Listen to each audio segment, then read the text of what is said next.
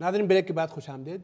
तो रज़ी साहब सूबिया साहिबा का जो सवाल था उसके बारे में जी आप बताएं। मैं वर्स कर रहा था कि हम ये असूम कर रहे हैं कि उनकी एज जो है वो 21 से ऊपर है जी। अगर वो उनकी एज 21 से ऊपर है तो यकीनन अपने फादर को वो स्पॉन्सर कर सकती हैं। और एक ये जनरल इन्फॉर्मेशन है क्योंकि अमूमन लोग मालूम करना चाहते हैं कि जनाब मैं इस मुल्क में US सिटीज़न हो गया हूँ और मेरे पेरेंट्स जो है अनफॉर्चुनेटली उनके पास कोई लीगल स्टेटस नहीं है। और यकीन जानिए मसूद साहब के बहुत से लोग जो है इस इंतज़ार में है कि उनके बच्चे जो है वो US सिटीज़न क्योंकि यहाँ पे पैदा हुए और उनका इंतज़ार है कि 21 से जिस वक्त अबव हो जाएंगे तो वो हमारे लिए कुछ कर सकेंगे। तो उन तमाम लोगों के लिए अच्छी खबर ये है कि जो ही उनके बच्चे 21 या 21 से अबव हो जाते हैं तो वो अपने पेरेंट्स के लिए एप्लीकेशन फाइल कर सकते हैं। अब उसका दूसरा हिस्सा इनका ये है कि जनाब मेरे फादर जो हैं वो विजिटर वीज़े पे यहाँ पे आए हैं जी।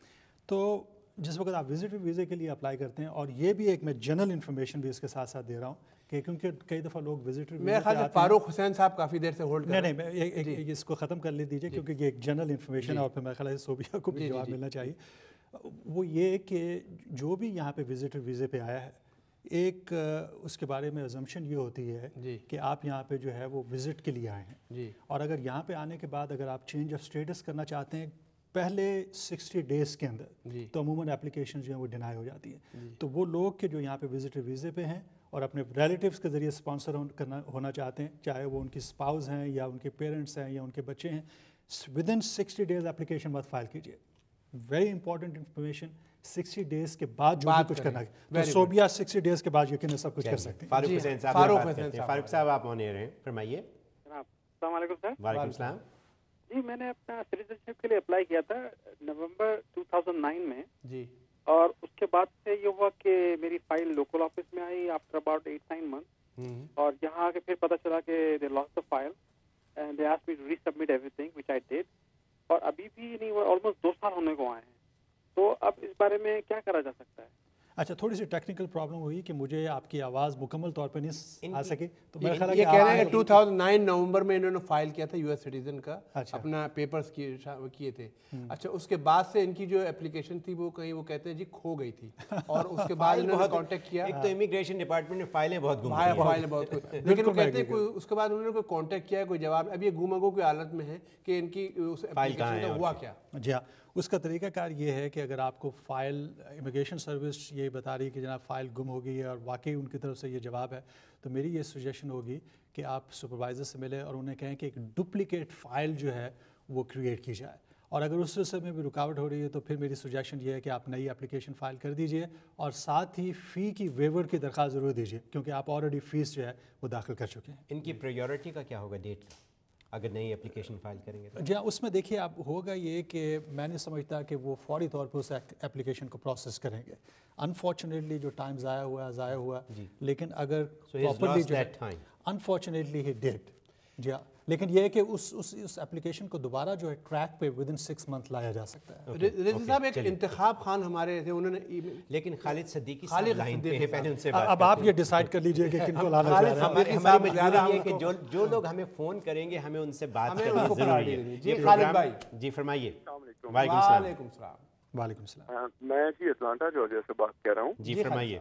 एक्चुअली मेरा क्वेश्चन ये था कि मैंने जो है अपना मुझे बेसिकली मेरी जॉब की तरफ से स्पॉन्सरशिप मिली हुई थी जी और मेरी प्रायोरिटी डेट थी 2004 फरवरी की जी अभी करंट डेट मेरे ख्याल में 2005 नवंबर चल रही है। कौन सी कैटेगरी में आप सेकंड प्रेफरेंस में हैं या थर्ड प्रेफरेंस में हैं? Sir I don't know. Okay professional employment category है आपकी?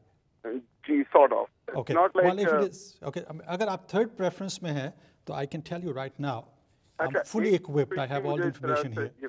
तो इस वक्त जो है वो December 8 to be precise, December 8, 2005 की डेट जो है वो चल रही है। दिसंबर की जी हाँ। अच्छा मेरा हुआ क्या है कि मेरा इंटरव्यू हुआ था लास्ट अगस्त 2009 में इमिग्रेशन का हुआ था फिंगरप्रिंट्स मेडिकल और last thing was my interview जो कि 2009 अगस्त में हुआ था। उसके बाद से मुझे अभी तक कोई रिस्पांस आया नहीं।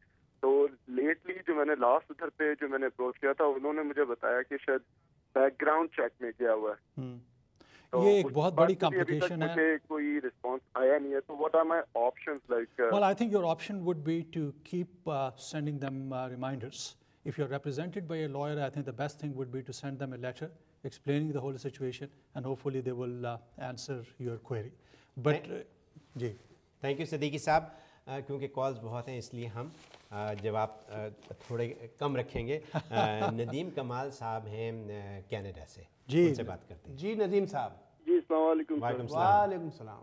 تو سب سے پہلے تو میں آپ لوگوں کو بہت بہت مبارکباد دینا چاہتا ہوں کہ اتنا بہت اچھا پروگرام آپ نے شروع کیا ہے. تھوڑا سا اس کا دورانیہ اگر بڑھا دیا جائے تو کوشش کریں گے. آپ سوال فرمائیے اپنا. اچھا, دوسرا یہ کہ اس شرط پہ دورانیہ بڑھایا جا سکتا ہے کہ جس وقت پروڈیوسر اور ڈائریکٹر جو ہے وہ یہاں پہ کھانے وغیرہ کا بھی انتظام کرے. آپ کی کال مل گئی, یہ بہت بڑا کمال ہے. جی جی سوال فرمائیے. کسی پٹیشنر نے کوئی پٹیشن, جیسے میرے ایک انکل ہیں, انہوں نے پٹیشن فائل کی تھی اپنے بچوں کے لیے اور وہ ایکسپائر ہو گئے, لیکن ان کا اسلام آباد میں لیٹر آ گیا تھا کہ انٹرویو کے لیے, اور اسی دوران پروسیس میں ان کی ڈیتھ ہو گئی. تو اس پہ بہت سارے فیس جمع کرائی گئی تھی وہاں پہ بھی اور یہاں پر بھی. جی جی جی. تو اس سلسلے میں کوئی قانون ہے جس کو دوبارہ سے پرسو کیا جا سکتا ہے؟ جی بہت اچھا سوال ہے. بالکل. اچھا یہ سوال بھی انتخاب عام صاحب خان صاحب کا یہ سوال ہے کہ انہوں نے اپنے بھائی کے لیے جو ہے 2001 میں ایک اپلیکیشن جمع کرائی تھی, لیکن بھائی کا انتقال ہو. جی ہاں, اور اس مسعود صاحب اس کے علاوہ جو ای میلز آپ نے مجھے دی ہیں ان میں بھی یہی ہے. جی ہاں, اس سے ملتے جلتے. تو آپ کے سوال کا جواب یہ ہے کہ باقاعدہ اس کا ایک قانون موجود ہے, لیکن اس قانون کو استعمال کرنے کے لیے آپ کو اس کے تمام پہلوؤں پہ نظر رکھنی ہوگی. لیکن اس کے ساتھ ہی اس قانون کو جو ہے اگر آپ پراپر طریقے سے استعمال کرتے ہیں تو یقیناً آپ سبسٹیوٹ پٹیشنرز کو سامنے لاتے ہوئے اپنا کیس جو ہے وہ حل کروا سکتے ہیں. اس میں دیکھیے بنیادی ضرورت جو ہوتی ہے وہ ایفیڈیوٹ آف سپورٹ کی ہوتی ہے. ایز لانگ ایز آپ کے پاس ایفیڈیوٹ آف سپورٹ دینے والا کوئی شخص موجود ہے اور آپ کے پاس پٹیشنر کو سبسٹیوٹ کرنے والا ایک اور پٹیشنر موجود ہے تو اس مسئلے کو حل کیا جا سکتا ہے. Thank you very much. اور میں یہاں پہ ایک چھوٹی سی میری ریکویسٹ ہوگی ہمارے ویورز سے, خاص طور پہ جو امیگریشن کے مسائل کا شکار ہیں اور خاص طور پہ اس مسئلے کا شکار, تو پلیز ڈونٹ گیو اپ.